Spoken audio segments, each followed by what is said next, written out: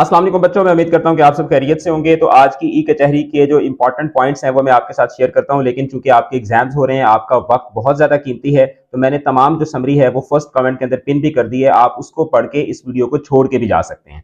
तो जनाब, पहला जो पॉइंट था वो था प्रैक्टिकल बेस्ड असेसमेंट के हवाले से। तो 9th और 11th क्लास के जो प्रैक्टिकल्स हैं वो रिटर्न होंगे, एक पेपर की तरह होंगे, जबकि 10th और 12th क्लास के जो जो प्रैक्टिकल्स हैं उसमें वाइवा नहीं होगा, उसमें प्रैक्टिकल की नोटबुक नहीं होगी। उनको एक प्रैक्टिकल क्वेश्चन दिया जाएगा लैब के अंदर, वो उस लैब के अंदर क्वेश्चन को परफॉर्म करेंगे और अपना जो सोल्यूशन होगा, रीडिंग्स होंगी, वो एक बोर्ड की तरफ से दिए गए एक पेज के ऊपर वो लिख के अपने वो एग्जामिनर को सबमिट करवाएंगे और उसकी बेस पर ही उनको मार्क्स मिलेंगे। उनका रिटर्न एग्जामिनेशन जो है वो नहीं होगा।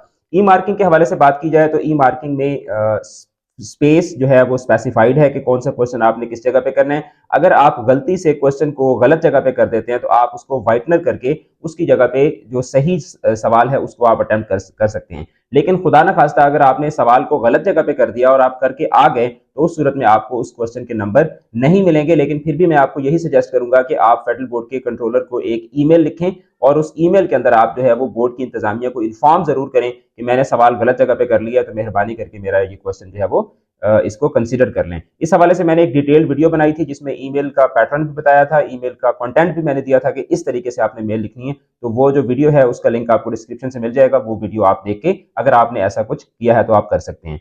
किताबों की अगर बात की जाए तो जो नई किताबें हैं वो बोर्ड ने बड़ा क्लियरली बता दिया है कि वो रेफरेंस बुक्स हैं, आप उनको सिर्फ रेफरेंस के लिए पढ़ सकते हैं। लेकिन ये जरूरी नहीं है कि आपने सिर्फ वही किताबें ही पढ़नी है। पेपर आपका एसएलओ बेस्ड आएगा और जो किताबें हैं, जो नई किताबें हैं, जो 9th और फर्स्ट ईयर की किताबें चेंज हुई हैं, तो वो नेक्स्ट वीक तक जो है वो ऑनलाइन भी बुक्स अवेलेबल होंगी, आप उनको डाउनलोड करके भी उनको पढ़ सकते हैं। इंप्रूवमेंट के इम्तिहानात की बात करें तो आप किसी भी टाइम पे कितने भी सब्जेक्ट्स आप इंप्रूव करना चाहें आप इंप्रूव कर सकते हैं, जब तक आप नेक्स्ट डिग्री जो है वो अपनी कंप्लीट नहीं कर सकते। यानी जब तक एफएससी नहीं करता, एफए नहीं करता, तब तक मैट्रिक के आप बच्चे अगर इंप्रूवमेंट देना चाहते हैं तो दे सकते हैं। इसी तरीके से जो एफए या एफएससी वाले बच्चे हैं, जब तक आप नेक्स्ट डिग्री नहीं कर लेते तब तक आप जो है वो इंप्रूवमेंट दे सकते हैं। और अगर इंप्रूवमेंट में आपके नंबर्स कम होते हैं तो आपके पुराने वाले नंबर्स काउंट हो जाएंगे। और अगर आप इंप्रूवमेंट के लिए अप्लाई करते हैं और आपका पहले पेपर पास था और आप अगर पेपर देने नहीं जाते तो उस सूरत में भी आपके पहले वाले नंबर जो है वो काउंट हो जाएंगे। एडिशनल सब्जेक्ट के हवाले से ये है कि आप कोई भी एडिशनल सब्जेक्ट रख सकते हैं। आपने पहले साइंस के साथ किया हुआ है तो अब आप आर्ट्स भी पढ़ सकते हैं। आपने अगर पहले मेडिकल वाले थे तो अभी आप इंजीनियरिंग, मैथ वगैरह पढ़ सकते हैं। लेकिन जिन सब्जेक्ट्स के अंदर प्रैक्टिकल्स इन्वॉल्व हैं, अगर वो सब्जेक्ट आप एज अ प्राइवेट कैंडिडेट दे रहे हैं तो फिर आपको उसके प्रैक्टिकल का सर्टिफिकेट जो है वो आपको एज अ प्रूफ देना पड़ेगा। डेट शीट के हवाले से बात की जाए तो जनाब, बच्चों की तरफ से जो एक एतराज उठाया गया था कि जो एचएसएससी की डेट शीट है वो बहुत कंजस्टेड है, तो बोर्ड की इंतजामिया का ये कहना है कि भाई कंजस्टेड नहीं है, इसी के अकॉर्डिंग ही आप लोगों के पेपर्स होंगे। तो सबसे लास्ट जो पॉइंट था वो पासिंग मार्क्स के मुतालिक था। तो पासिंग मार्क्स के हवाले से 9th और 11th के जो पासिंग मार्क्स हैं वो 40% होंगे, लेकिन 10th और 12th क्लास के जो पासिंग मार्क्स हैं उनके हवाले से अभी बोर्ड ने डिसीजन नहीं लिया।